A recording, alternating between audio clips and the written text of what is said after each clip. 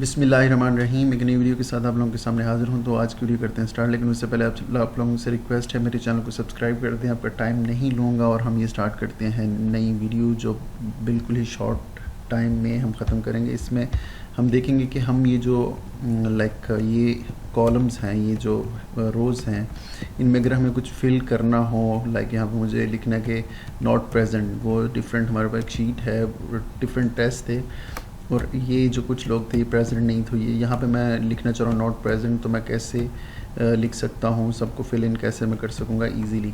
तो उसके लिए सबसे पहले मुझे ये सारे का सारा करना पड़ेगा सिलेक्ट।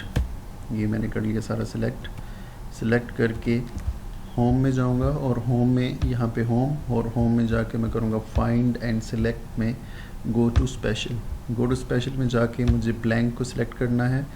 ब्लैंक को सिलेक्ट करने के बाद मैं इसे करूँगा ओके के बाद मैं यहाँ पे लिखूँगा